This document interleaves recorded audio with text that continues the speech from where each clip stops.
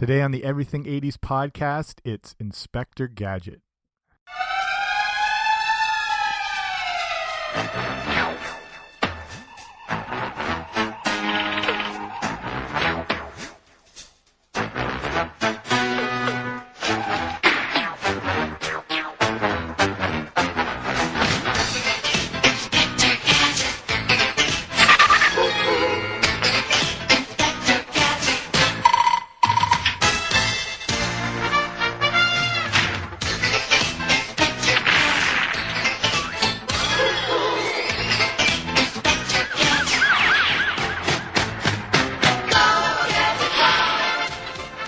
Hey guys, what's happening? Welcome back to the Everything 80s podcast. I'm Jamie. Obviously now we're looking at the story and everything to do with Inspector Gadget, one of the probably most beloved cartoons of the 1980s. So this will tell you the development of the show, how it came together, the impact, the future, all that great stuff. Okay, but before we start, if you haven't already, make sure you subscribe to the podcast. Wherever you find your podcasts, I should be there. Okay, let's get right to it.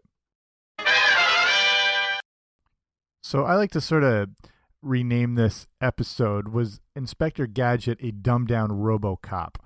And like I said, like one of the biggest shows of the 80s, everyone watched Inspector Gadget at some point. That unmistakable theme song, one of the go-to choices. So Inspector Gadget came out in 1983. You might not remember it going back that far, and was produced by Dick Entertainment. It follows the story of a dim-witted cyborg police inspector as he investigates Dr. Claw and his crime organization, MAD. It would lead to a bunch of different spin-offs, a movie, all that sort of stuff. So, yeah, I'd forgotten it came out that early in the 80s. I always thought of it being like later in the decade for some reason, like 87, 88. I don't know, but it's, you know, it's one of those very serviceable cartoons, if you will. Not the greatest of all time, but filled its role pretty well. It is the kind of thing it would fit best between watching two other shows. You know what I mean? Like you weren't going to do anything else. It bridged the gap well and made for some pretty easy watching. So it went from 83 to 86 and lasted in syndication until the late 90s. So let's have a look deeper here. So the production company, like I said, Dick Productions, was actually a French company, and it didn't have an American base until 1982. The American arm of it was founded by Andy Hayward, who was a former story writer for Hanna-Barbera. Inspector Gadget would be one of the first productions for the American-based side of the Dick Production Company. So Hayward had developed the idea of Inspector Gadget based on a show from when he had been working at Hanna-Barbera. This is a big throwback, depending how old you are or how much you know of your TV cartoon nostalgia. It was a show called Dynamite Dog Wonder from 1976, and it was part of the old Scooby-Doo Dynamite Hour. I don't remember, I wasn't even born then. I vaguely remember references to Dynamite. Everyone knows Scooby-Doo, but not enough that I knew anything about this. So Dynamite was the sidekick of the Blue Falcon, and Dynamite would always be outfitted with a variety of different contraptions. So the Blue Falcon himself was written as kind of not the sharpest tool in the shed. So Hayward combined this dim-wittedness and the contraptions from Dynamite all put together as the basis for Inspector Gadget.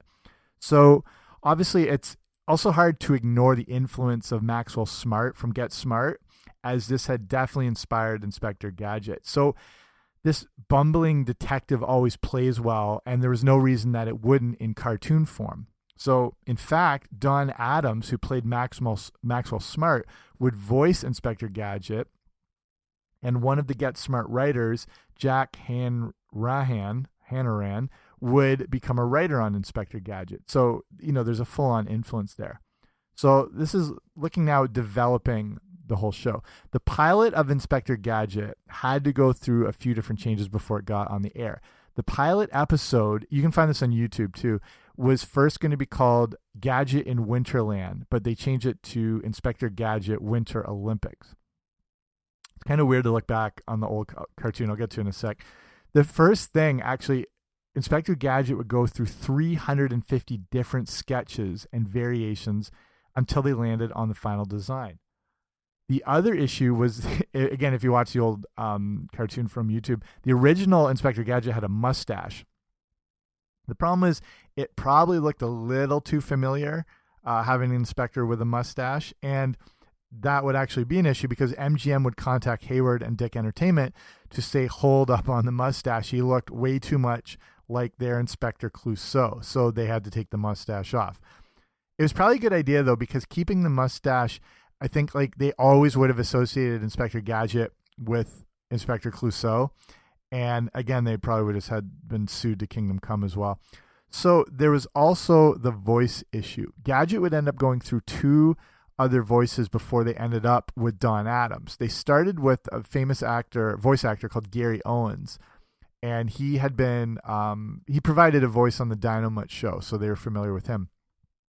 He wouldn't last, though. And in the pilot, they also used the voice of Jesse White, who was the original Maytag repairman, to do the voice of Inspector Gadget. So a few different choices. Ultimately, Adams would be the final choice. So the show has a whole different feel to it with Inspector Gadget in a mustache and a different voice. It's not even the same thing, honestly. If you just look up the original pilot on YouTube and you'll see the whole thing. So let's look at the characters of Inspector Gadget. So obviously, to start with him, he is technically a cyborg in that he's half man and half machine and has thousands of high-tech devices and instruments on his body. He's not the brightest, but is still very dedicated to the law. So he has, again, like that look of Inspector Clouseau from Pink Panther, but more dim-witted, more gullible, more naive kind of thing. And despite all the assistance he gets, he is the one that ends up saving the day, most often not even realizing how he did it. Okay, next main character, Dr. Claw, the main antagonist of the show.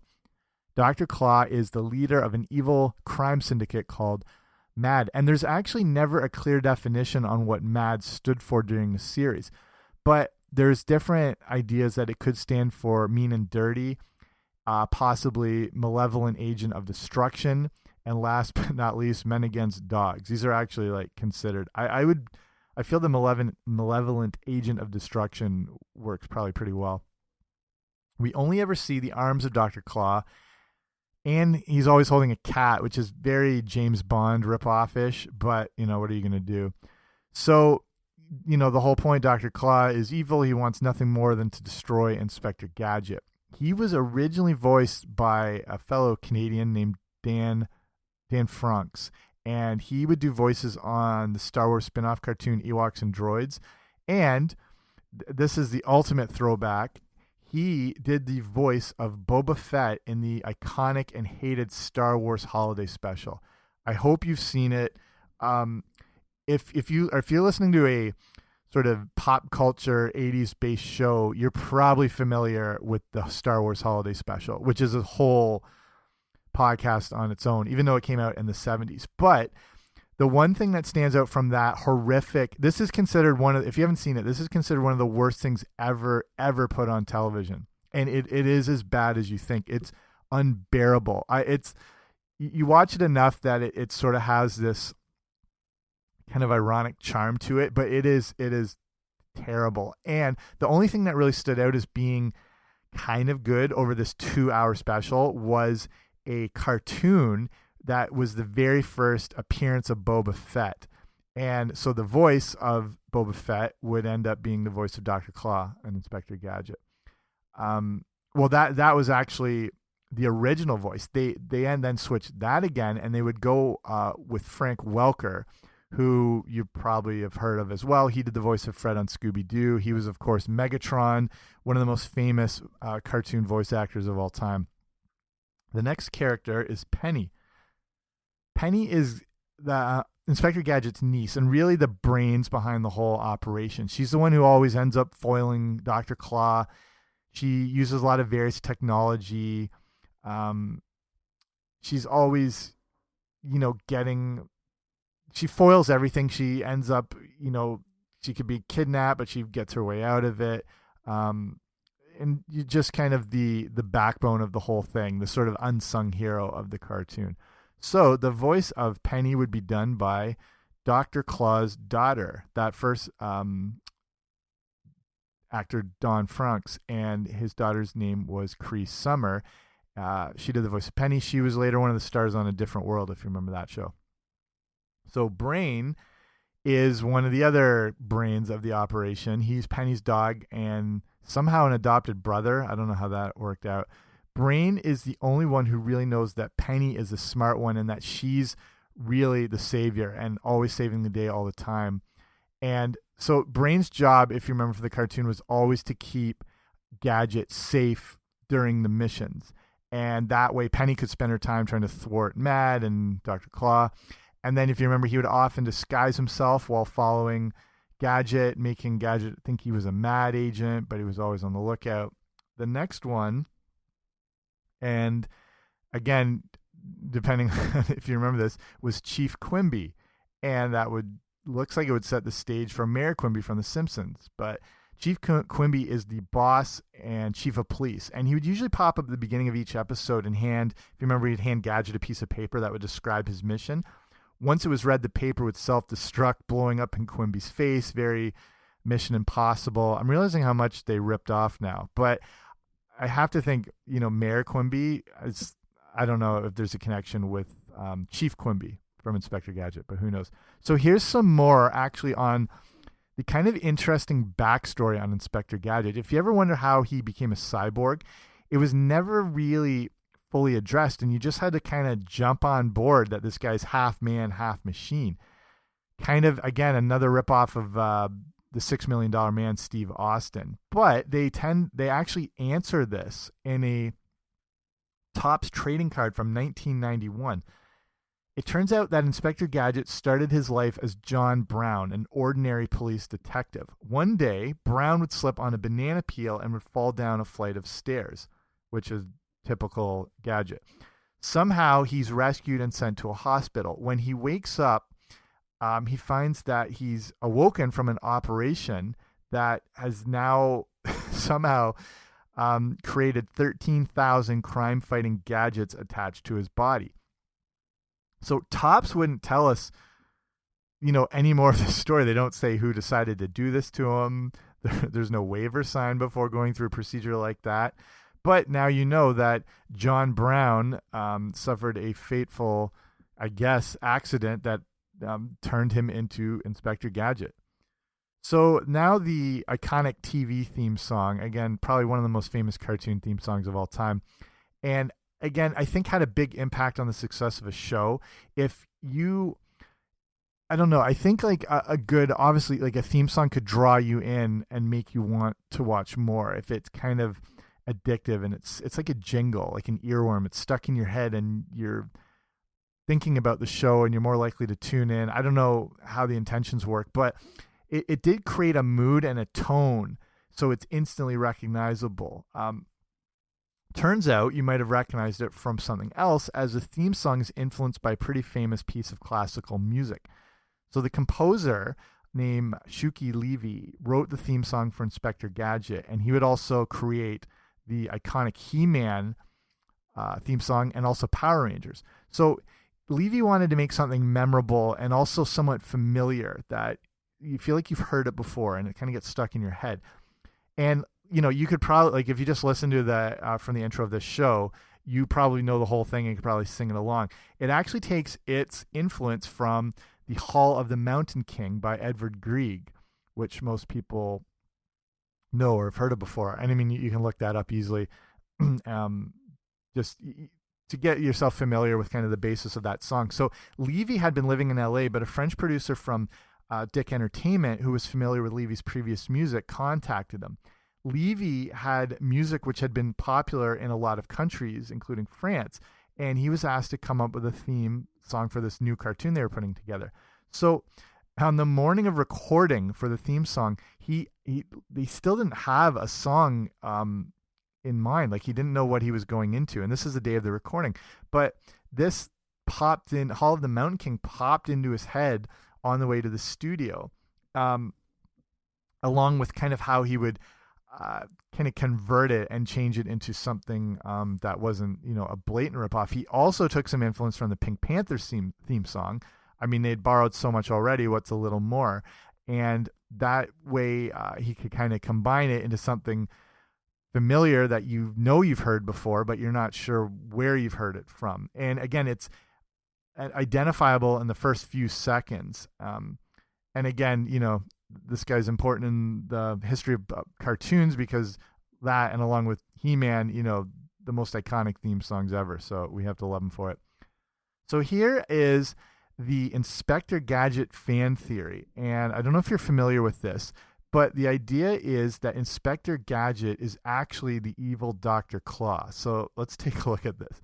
The idea is that the cyborg that is Inspector Gadget is a duplicate of the man that Dr. Claw once was. The man that he used to be had been in a terrible explosion that was so bad all his friends and family thought he was dead. Penny now is involved because due to her smarts with technology, she recreates her uncle as a crime-fighting robot, not knowing that her real uncle is still alive.